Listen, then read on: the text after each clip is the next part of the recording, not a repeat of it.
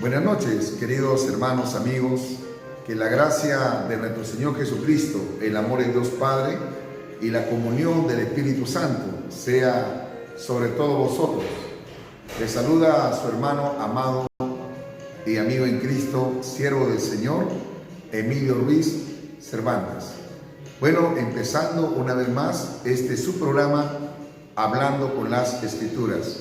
Un programa al servicio del pueblo de Dios y para el mundo entero.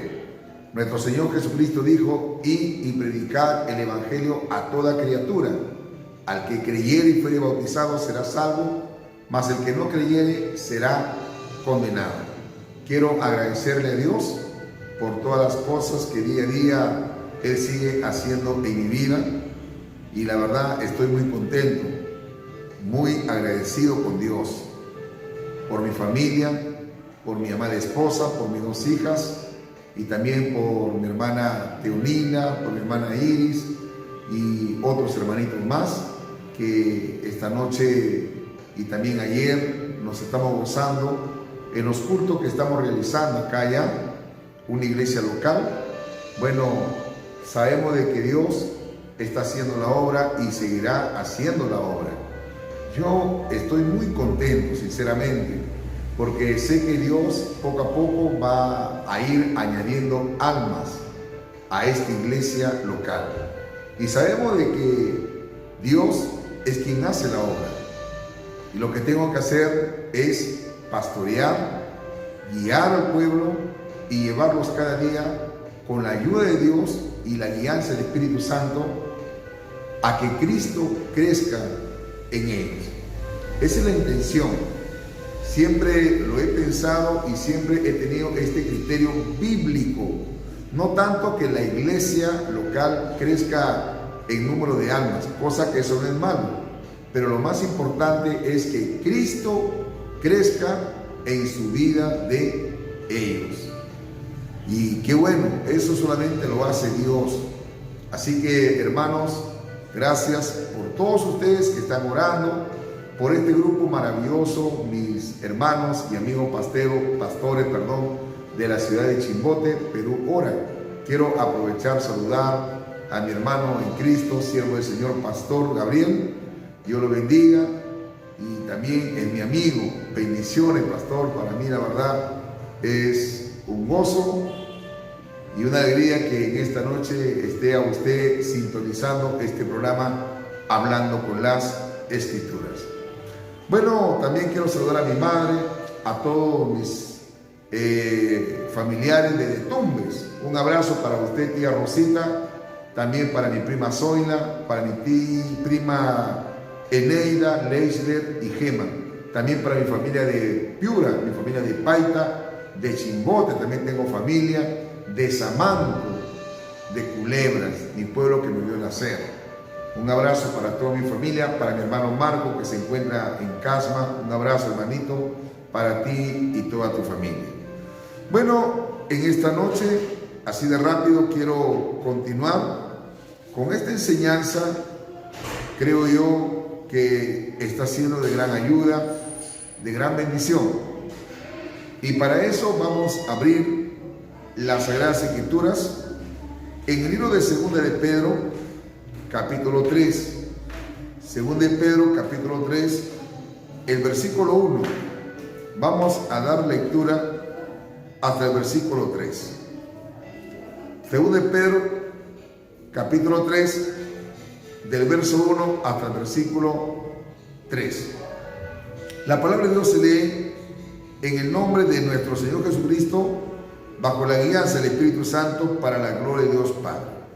Dice así: amados, esta es la segunda carta que os escribo, y ambas despierto con exhortación vuestro limpio entendimiento, para que tengáis memoria, gloria a Jesús, de las palabras que antes han sido dichas por los santos profetas, y del mandamiento del Señor y Salvador por vuestros apóstoles, sabiendo primero que en los postreros días vendrán burladores andando según sus propias concupiscencias.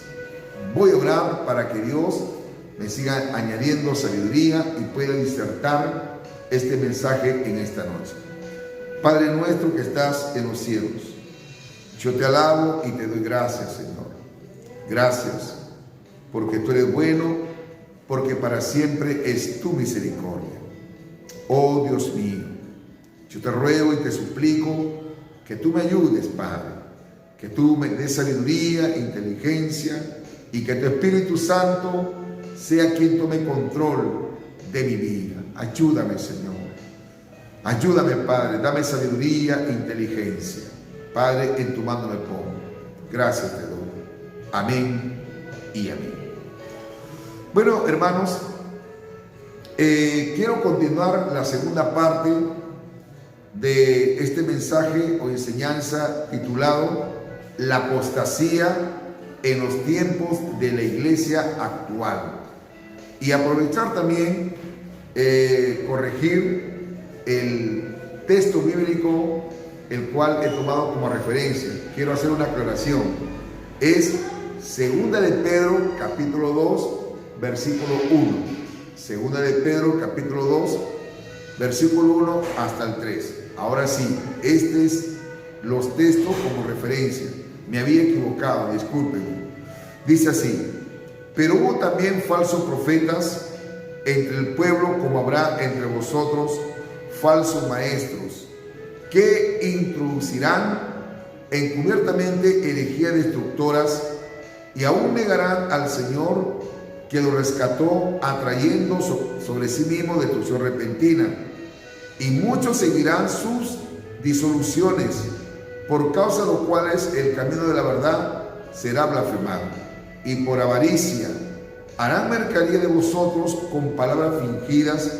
Sobre los tales ya de largo tiempo la condenación no se tarda, y su perdición no se duerme.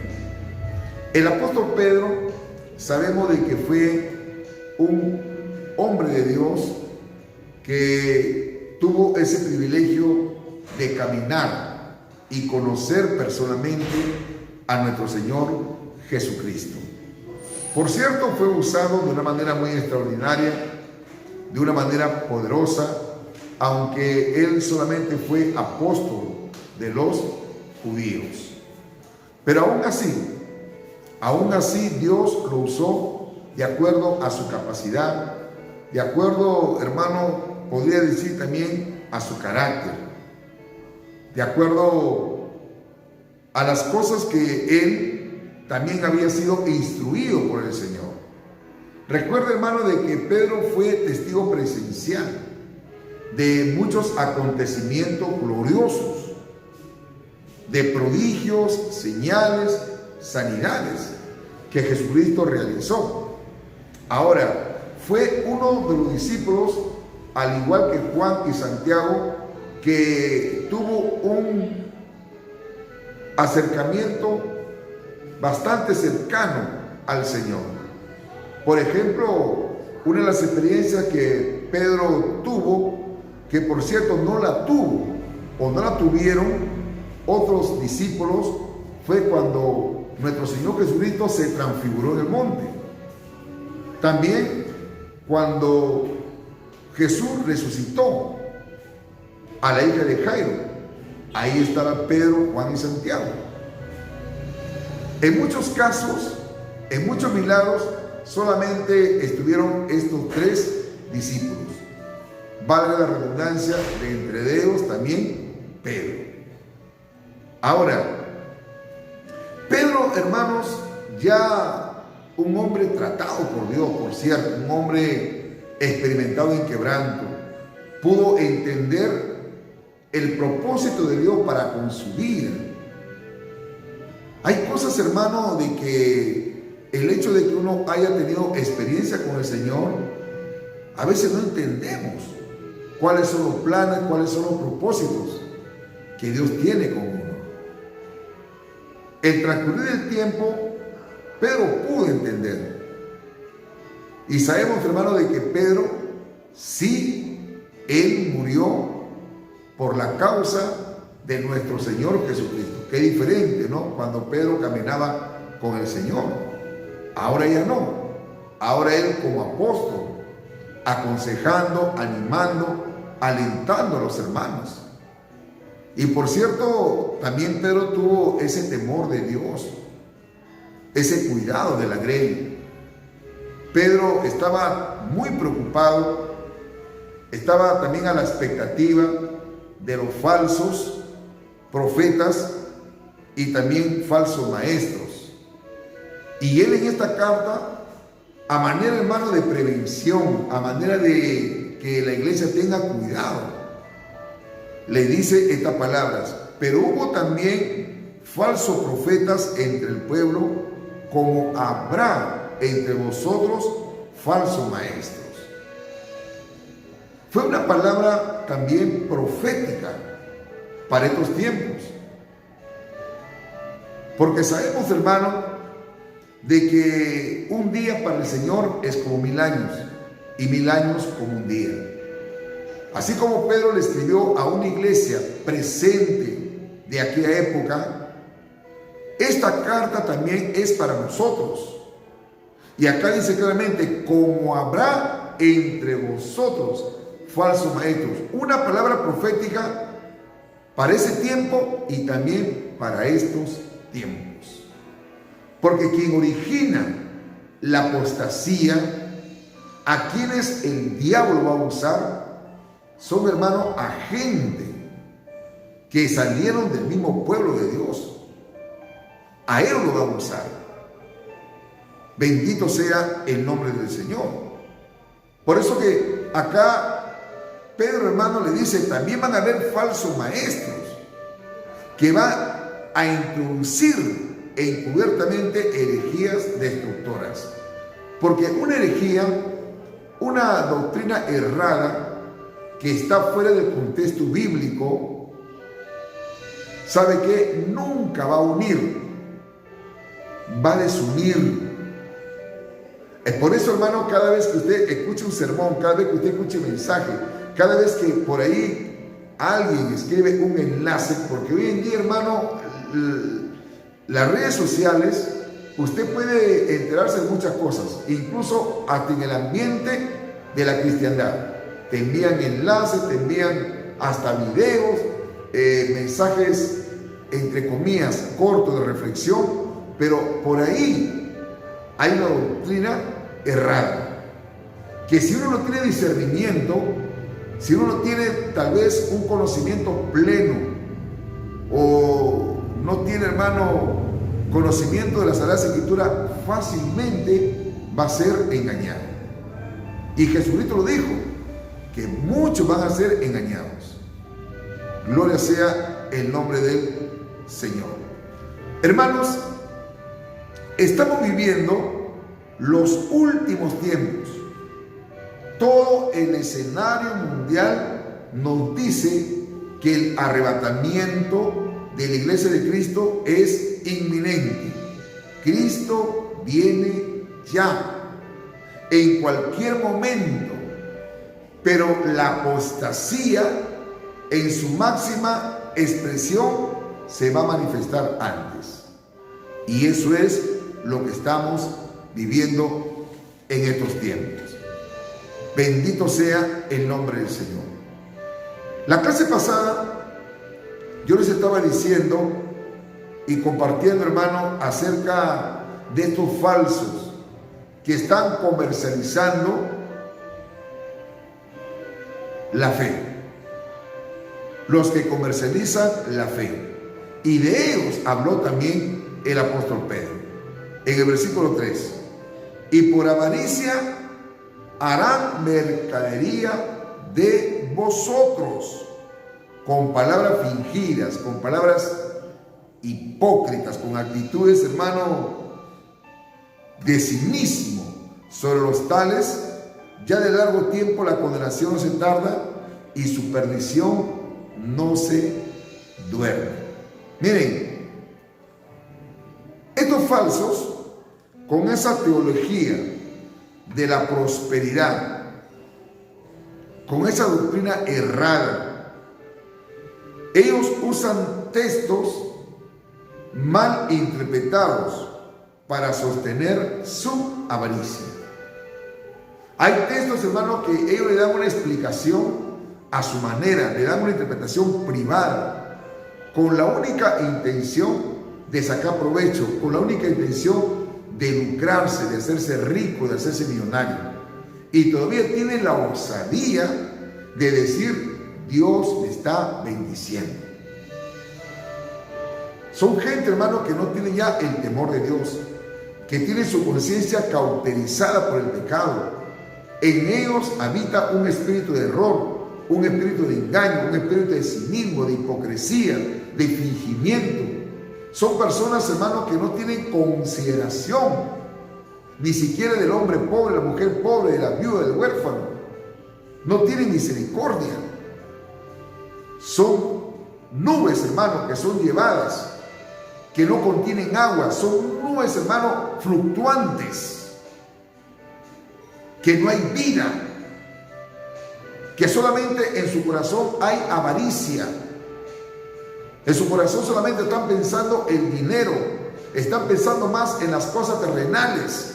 Han puesto su mirada en las cosas de esta tierra, mas no en las cosas de arriba. Nosotros sabemos por la palabra, hermano, que nuestra ciudadanía no es terrenal, sino celestial. Sabemos que nuestra esperanza es de estar un día con el Señor Jesucristo.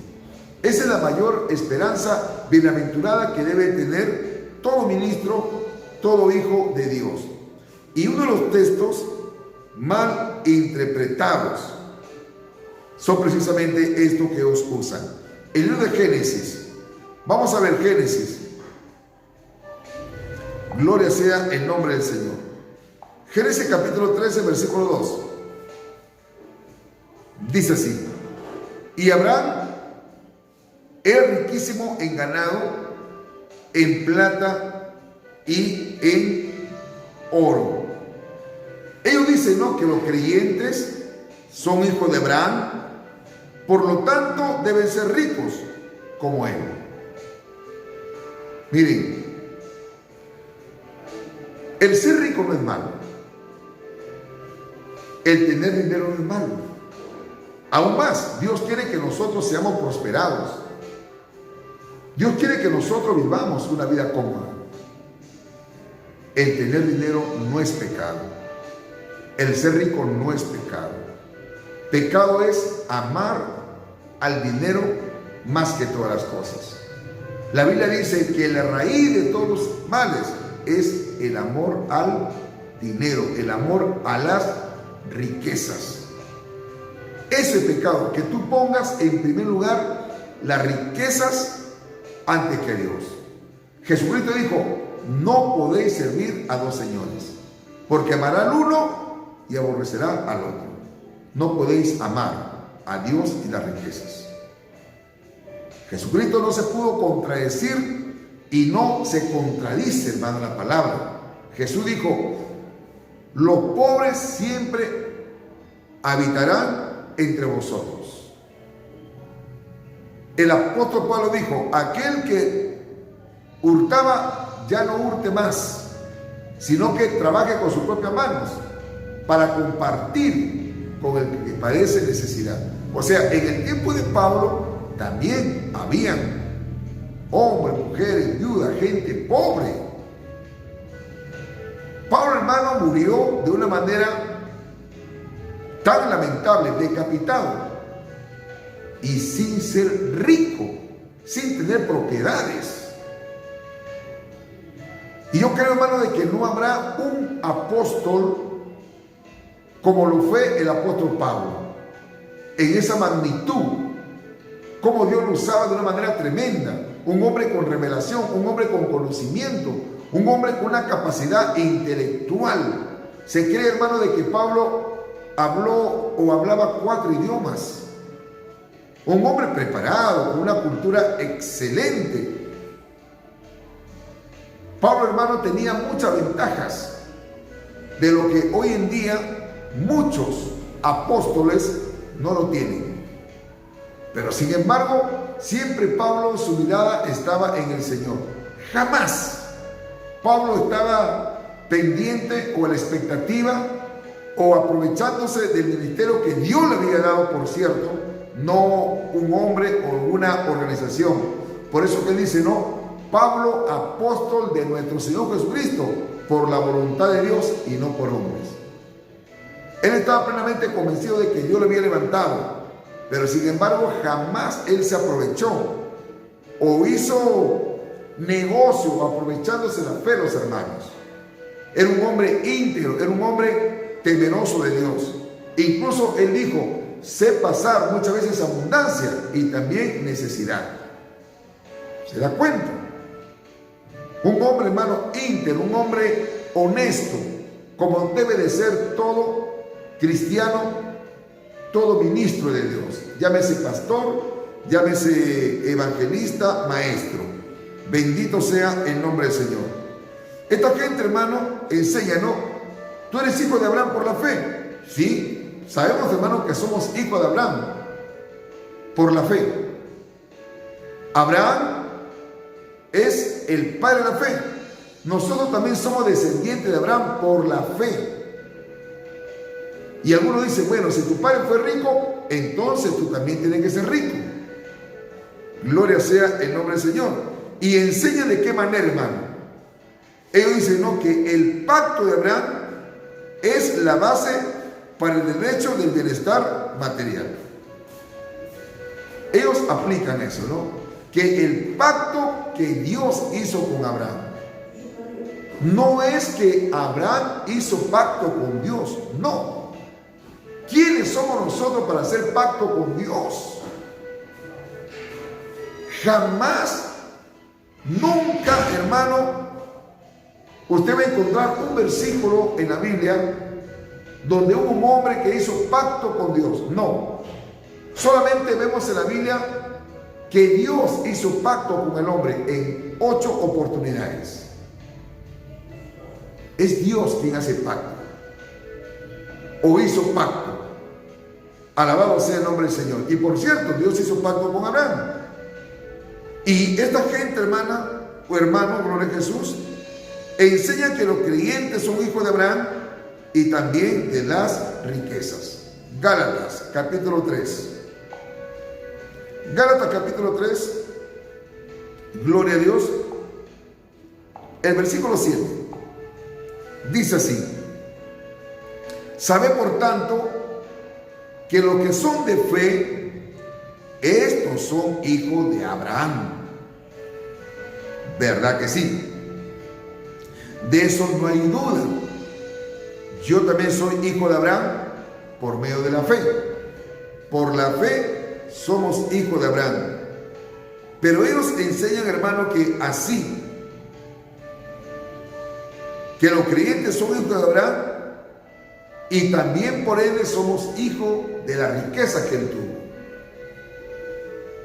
No enseñan, ellos no enseñan que la bendición de Abraham se refiere a la promesa del Espíritu, de la fe y la salvación. Ellos no enseñan eso. Le dan una interpretación a este versículo con esa única intención de hacerse millonarios, de hacerse ricos. Por eso la Biblia dice, no, y por causa de ellos, el camino del Señor es blasfemado, como dijo el apóstol Pedro. Gálatas capítulo 3, versículo 14. Yo no sé por qué no leen los anteriores versículos. Solamente toman ese texto, pero no leen el contexto. Y no leen lo que sigue diciendo este texto más adelante. Y acá dice la palabra de Dios en el versículo 14, 3:14 de Gálatas. Para que en Cristo Jesús la bendición de Abraham alcanzase a los gentiles, a fin de que por la fe recibiésemos la promesa del Espíritu. De esa riqueza está hablando, de esa bendición, hermano. Se refiere a la bendición o a la promesa del Espíritu y de la fe y la salvación. Bendito sea el nombre del Señor. La palabra de Dios, hermano, es tan clara. Y Dios en estos tiempos, por su misericordia, nos está enseñando para que tengamos cuidado, para que usted no se deje arrastrar por estos falsos profetas, falsos maestros, hermano. Ellos, ¿qué más dicen, hermano? Ellos dicen, ¿no?, que Jesucristo se hizo pobre para que los creyentes sean ricos. Según de Corintios, gloria a Dios, el capítulo 8, el versículo 9. Porque ya conocéis la gracia de nuestro Señor Jesucristo, que por amor a vosotros se hizo pobre, siendo rico, para que vosotros con su pobreza fueseis enriquecidos. Mire, la teología de la prosperidad interpreta la riqueza solo en términos de dineros, y ahí cometen herejía. Acá no está hablando, hermano, de una riqueza literal en relación a la riqueza material, no. Está hablando, hermano, de una riqueza espiritual, porque sabemos de que Jesucristo se hizo pobre. ¿En qué sentido? Y la respuesta está, ¿sabe qué?, en Filipenses, que Él no se aferró ni se dio a conocer como Dios, sino que subió y anduvo aquí en la tierra como siervo, como un ser humano, como usted, como yo, querido hermano. Vayamos a lo que dice Filipenses, el capítulo 2, versículo 1. Dice la palabra de Dios, el versículo 5. Haya pues en vosotros este sentir que hubo también en Cristo Jesús, el cual, siendo en forma de Dios, no estimó el ser igual a Dios como cosa a que aferrarse, sino que se despojó a sí mismo, tomando forma de siervo, hecho semejante a los hombres, y estando en la condición de hombre, se humilló a sí mismo, haciéndose obediente hasta la muerte, y muerte de cruz. Acá está hablando, hermano, de una riqueza espiritual que Él se despojó para manifestar su pobreza espiritual aquí en la tierra. Bendito sea el nombre del Señor. Y caminó entre nosotros como hombre. Pero, ¿qué es lo que pasa con la teología de la prosperidad? Vayamos a lo que dice el libro de Santiago. Santiago capítulo 2, el versículo 5. Dice: hermanos míos amados, oíd, ¿no ha elegido Dios a los pobres de este mundo para que sean ricos en fe y herederos del reino que ha prometido a los que le aman? Acá, hermano, este versículo es tan claro, pero ellos le dan la interpretación usando los términos de dinero, y ahí cometen una herejía. Dice claramente: hermanos míos amados, oíd, ¿no ha elegido Dios a los pobres de este mundo para que sean ricos en fe y herederos del reino que ha prometido a los que le aman? Está hablando, hermano, de las herencias espirituales.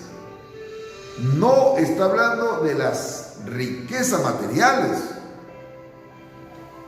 Alabado sea el nombre del Señor.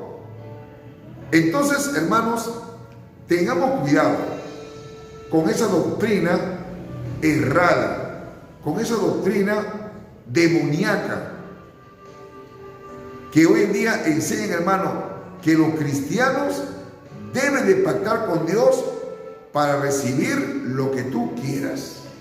Hace un momento le decía: ¿quién es usted?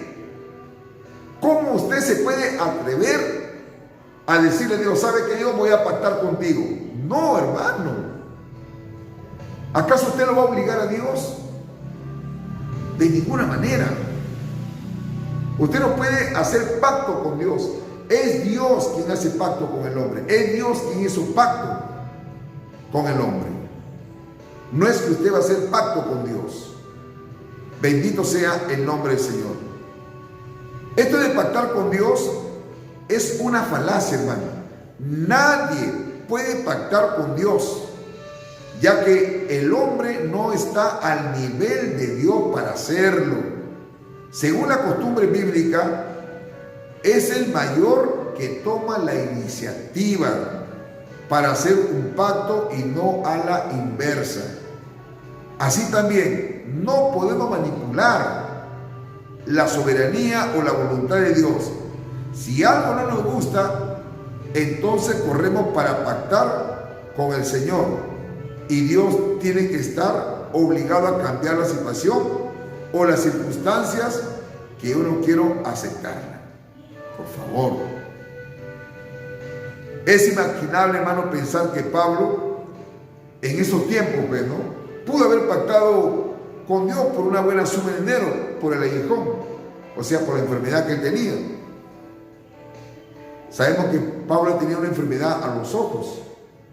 Él pudo, tal vez, hermano, haber pactado con Dios por una buena suma de dinero, pero no es así. Los cristianos deben dar a Dios su dinero para ganar una compensación material de Dios. Miren cómo ellos, gloria a Jesús, pactan de esta manera. Ellos dicen, ¿no?, dale tu dinero a Dios y vas a ver que vas a recibir tu milagro. Aviso importante: sin dinero no hay milagro.